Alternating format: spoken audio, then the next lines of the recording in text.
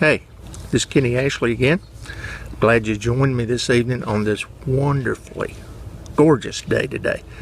I mean, here it is. It's May and February. We're just blessed. I'm sitting out here in the yard with my puppies.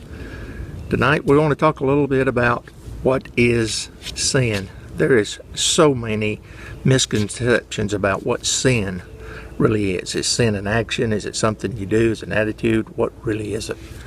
Well, the Bible speaks of sin in the original Greek language as missing the mark. You say, okay, missing the mark. What really is the mark?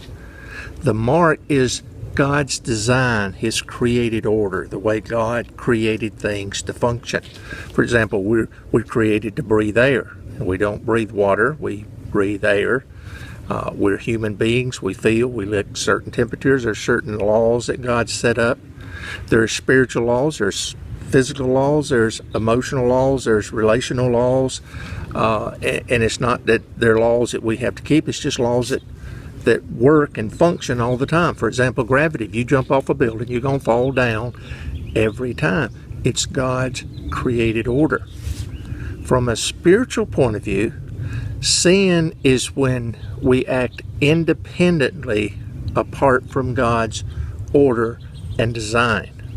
You remember our purpose, everybody's purpose on the planet, every human being's purpose that God ever created, because God wanted us to live in total dependence upon Him for everything. God wants to provide everything for us, to live for us, to live in us and with us and for us and as us. And God wants us to be totally dependent upon Him. Whenever we act independently apart from Him on our own, rather than independence upon Him, we call that sin. The middle letter in sin is I. It's I am doing what I want to do rather than what God has ordained and outlined for me to do.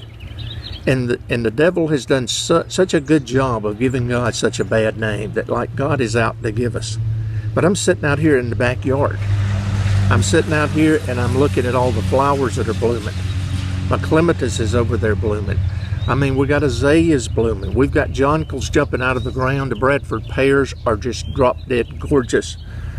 I mean, why in the world did God do all this for us if He's a mean ogre that is out to get us? God is not out to get us. He's not looking for us to sin so He can just jump on us and get His jollies by punishing us for sin. When we don't live according to God's design plan, life does not go well for us. You know, if you've got a car, you don't want to pay the price for gasoline, you don't have to. You can put water in it. It just will not run with water. It was not designed to run on water. It was designed to run on gasoline. We were designed to be unconditionally loved. And God is the only one in the universe that can love us unconditionally. Let me tell you how sin entered the world. Sin entered the world because God created us and said, look, I've created all this. We're going to enjoy this together. Isn't it wonderful? It's just wonderful. You just come depend on me, and I provided all the food, and God made man, and He took a rib out of man and made Eve, and it was just wonderful. Adam and Eve were just wonderful. They lived in a gorgeous garden. God provided everything for them, walked in the garden with them every evening. It was wonderful. It was absolutely wonderful. But there was a tree in the middle of the garden. Matter of fact, there were two trees. We'll talk about the other tree the next time. But tonight we want to talk about the tree of the knowledge of good and evil. God said, listen, you can eat from any tree in the garden. However, this tree right here is not good for you. It is poison for you. You will die if you eat this tree. And the devil came along, and this is what the devil did. The devil said, he came in the form of a serpent. I kind of picture him as hanging in the tree. And as Adam and Eve were walking through the garden one day, I can hear him say, psst, Eve, come over here a minute. I got something to tell you. So he comes over there and he says, and the devil says to Eve, did God put you in this wonderful garden? He won't let you eat any of this good stuff? And Eve said, oh, no. We can eat from every tree in the garden. But this one right here, God said if we eat this tree, we would die.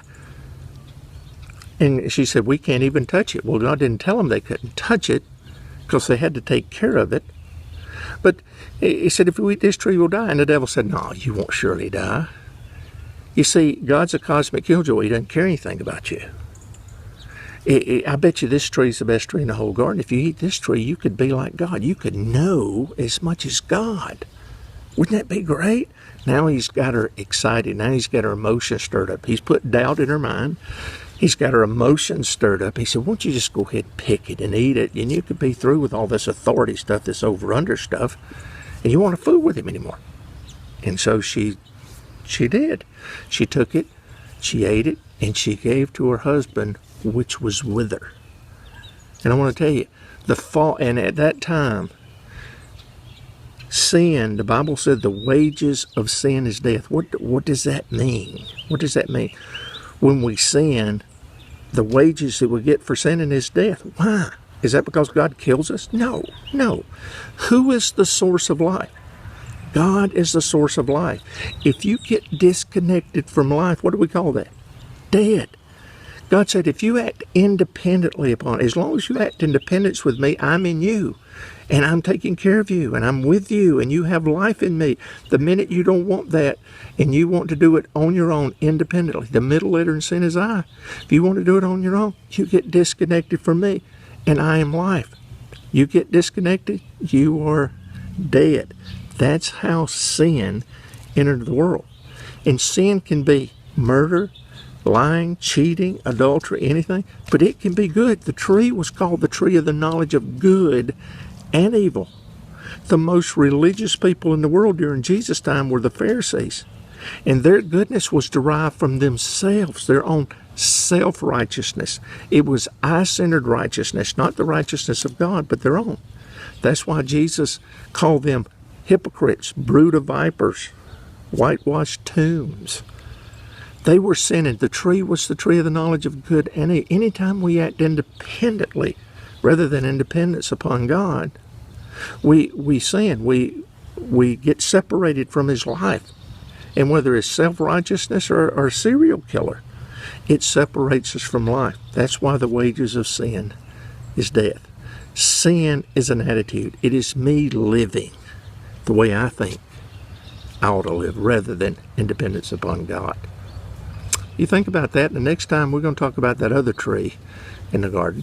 I hope you'd subscribe. I mean, I'm not doing this for any other motive than to tell you the things that I never knew about Jesus until the last 7-8 years. And I just want to share it with you. It has set me free. It has transformed my life, and I just want to share it with you. And I covet your comments. If you agree, disagree, whatever, just email me, call me, subscribe to the channel, to Kenny Ashley on YouTube, and we'll continue our thoughts. God bless you. Enjoy this beautiful day, and we'll talk next time.